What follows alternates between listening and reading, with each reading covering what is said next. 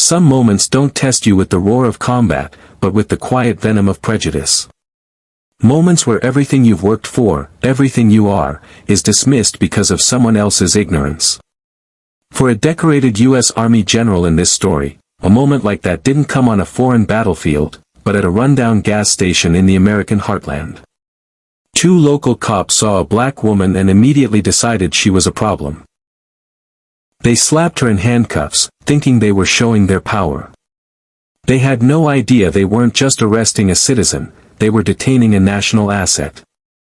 And they couldn't have imagined that her one phone call wouldn't just wreck their careers but would ignite a firestorm reaching the highest levels of the U.S. government, exposing their bigotry for the world to see.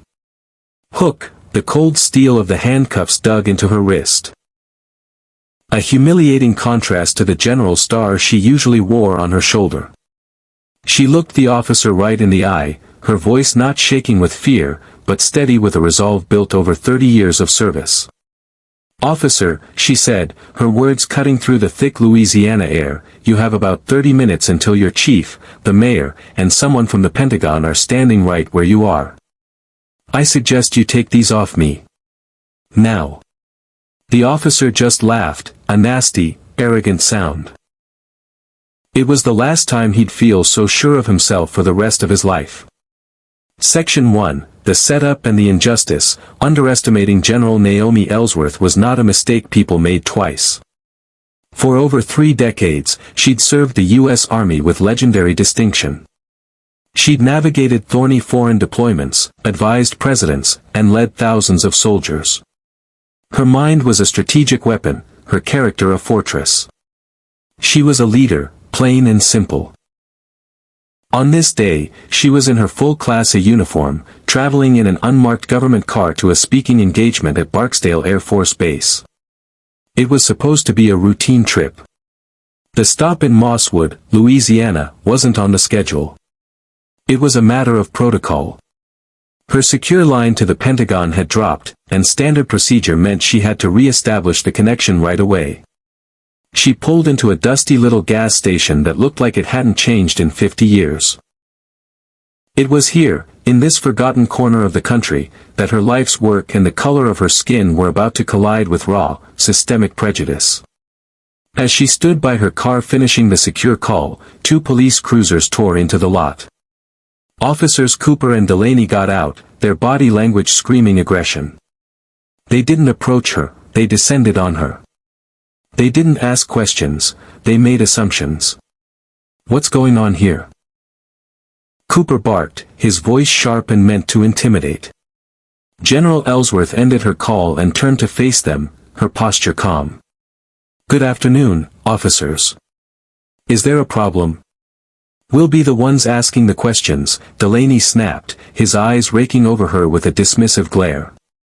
"Got a call about someone suspicious. You fit the description. A suspicious person." The words hung in the humid air. General Ellsworth, standing there in her immaculate Army uniform, a living symbol of federal service, was suspicious. She knew exactly what this was. She'd seen this poison before, and she recognized the ugly language of racial profiling. "Officers, I am General Naomi Ellsworth of the United States Army," she said calmly. She reached for her briefcase to get her credentials. "I am on official military business." Cooper let out a short, ugly laugh. "A general? Lady, please. We've heard 'em all." He snatched the leather ID folder from her hand.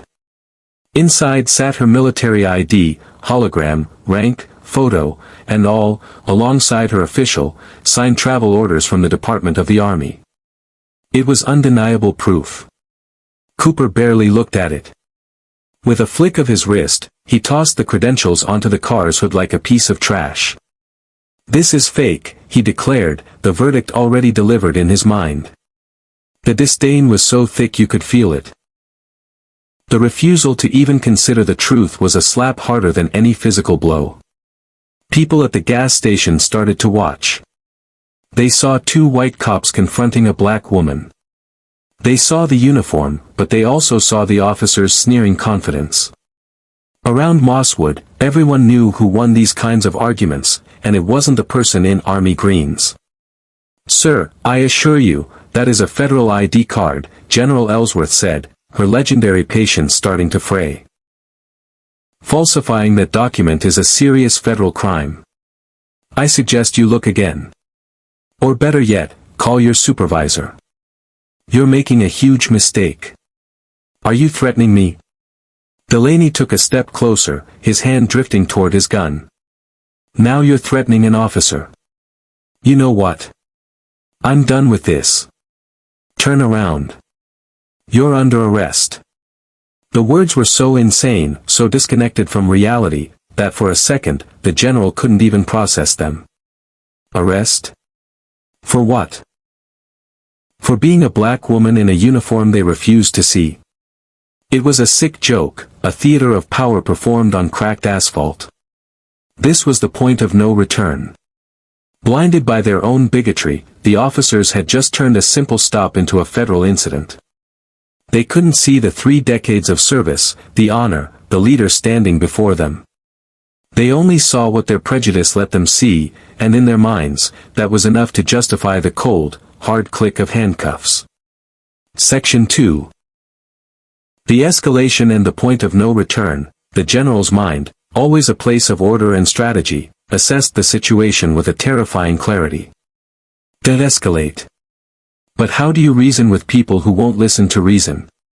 Every calm word she offered was met with a louder, angrier comeback. Every piece of proof she presented was waved away. They weren't after the truth, they were drunk on the power they thought they had over her. "I am a general in the United States Army," she repeated, her voice dropping to a low, commanding tone that Cooper and Delaney completely ignored. "You are illegally detaining a federal officer on duty. This will have consequences you can't even begin to fathom."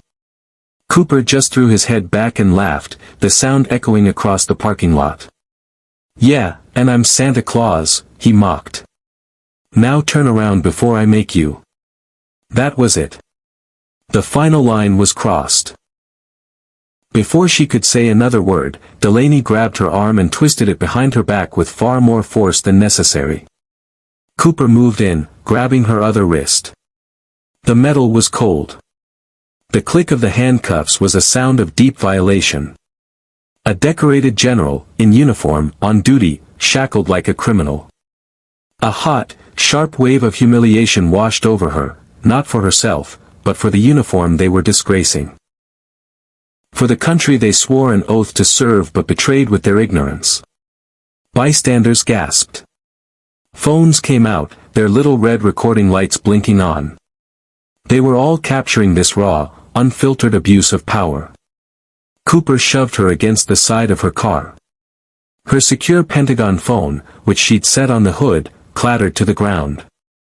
On that phone, the secure line was still open. Somewhere in the National Military Command Center, a duty officer likely heard the whole thing. The mocking laughter, the general's commands, and then the clatter and silence. "Got her," Delaney said, his voice dripping with smug satisfaction, as if he'd just taken down a major threat. General Ellsworth stood cuffed, her eyes fixed on her own fractured reflection in the gas station's greasy window. To them, she wasn't a hero. She wasn't General Ellsworth. She was just someone to be controlled. Her military discipline took over, pushing past the anger and insult. She ran through a mental checklist. She was detained. She was in custody. She had rights. But more importantly, she had protocols. Protocols these small-town cops knew absolutely nothing about. "So what's your real name?" Cooper sneered, getting in her face. "Who are you really?" She took a slow, deliberate breath. Her voice, when it came out, was cold and flat. "My identification is on the hood of the car. So are my travel orders. You have everything you need to know who I am. Your failure to do your job is a dereliction of duty." They took her calmness as defiance. They wanted her to cry, to beg, to break. Her composure was an attack on their own lack of professionalism, and it made them even angrier. As they walked her toward their patrol car, a few veterans in the small crowd, men who knew rank and uniform from a mile away, started yelling. "Hey! That's a general's uniform," an older man in a Vietnam vet cap shouted. "What in God's name do you think you're doing?" Delaney spun on him. "Mind your own business, old man, or you're next." The threat shut the crowd up, but the phones kept recording. The scene was set. The officers had dug their own graves with their arrogance. They had pushed and pushed, ignoring every warning and every shred of evidence. They thought they had won. Now, they were about to learn exactly who they had just messed with. They had handcuffed a soldier. And in doing so, they had just triggered a response from one of the most powerful institutions on the planet. Sitting in the sweltering back of the patrol car, General Ellsworth was the picture of calm. Up front, the officers were patting each other on the back, their radio squawking with local chatter. In their little world, the job was done. Then the general spoke, her voice slicing through their congratulations. "I get one phone call. I'd like to make it now." Cooper glanced in the rearview mirror, a smirk on his face. "Sure thing, General. Who you gonna call? The president?" "No," she said, her tone dead serious. "The Pentagon." The word just hung there. Pentagon. It sounded so foreign in this context that the officers almost laughed again. But something in her unwavering stare gave them a tiny flicker of doubt, the first crack in their armor of certainty.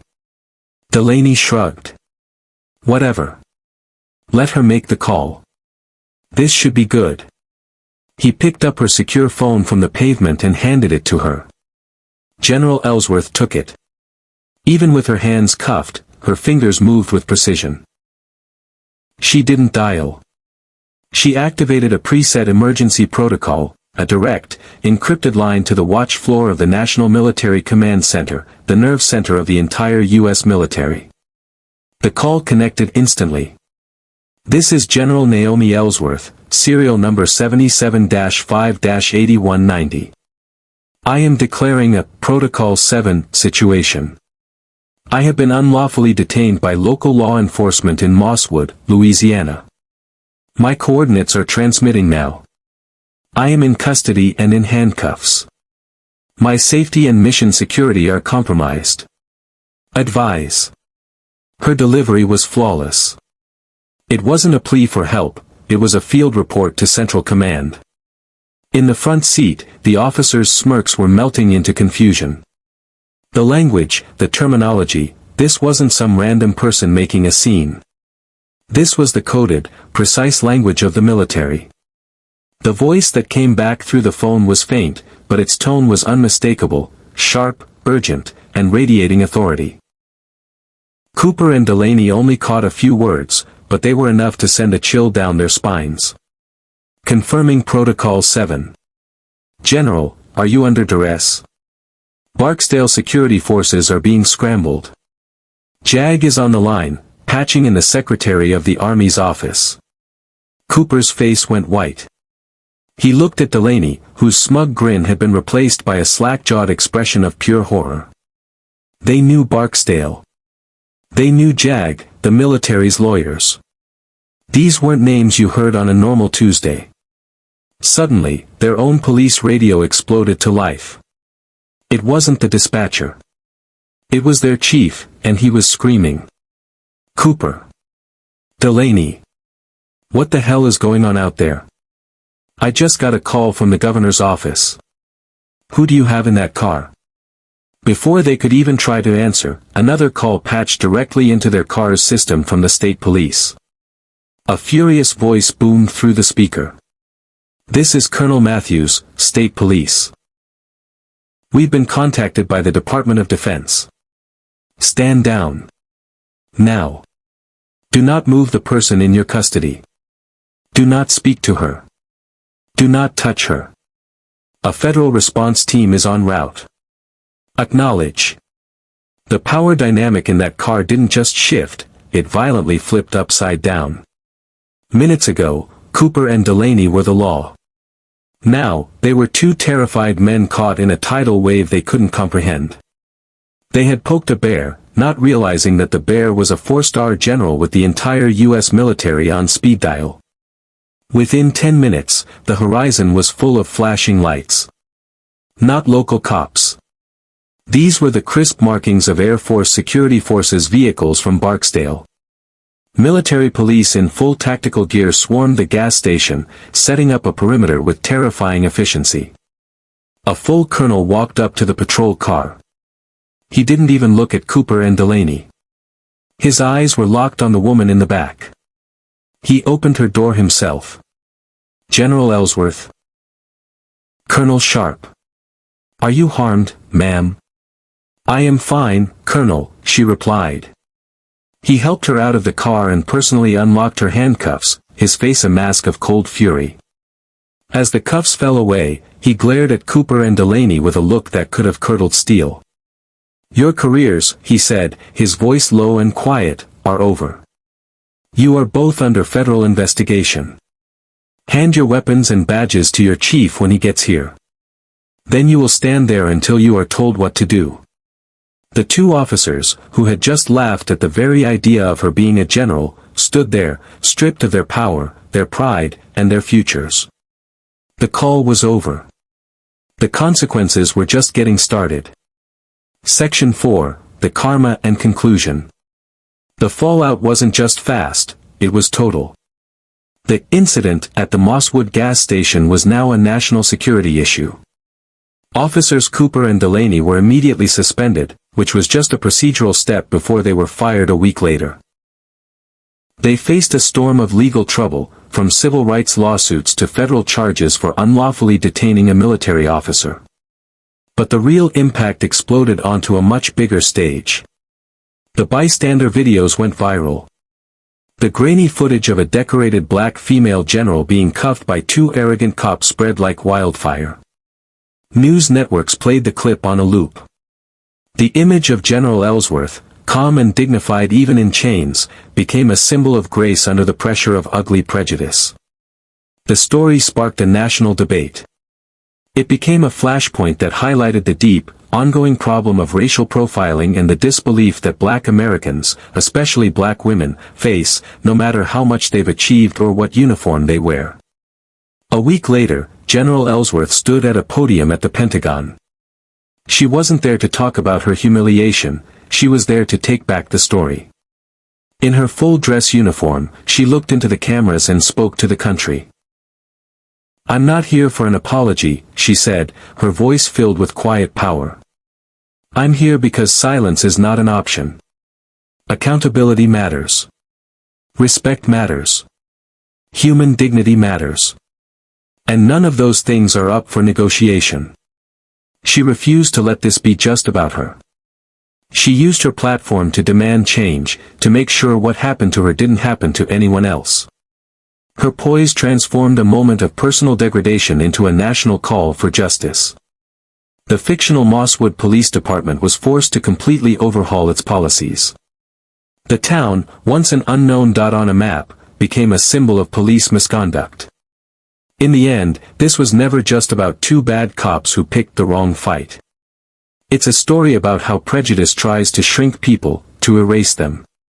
But it's also a story about the unbreakable power of dignity. General Naomi Ellsworth was underestimated because of her race and gender. They tried to strip her of her rank and her humanity with a pair of cheap handcuffs. They failed. They learned that day that true authority doesn't come from a badge or a gun, but from character. And General Ellsworth's character was forged by leadership, service, and a commitment to the very ideals they stomped on.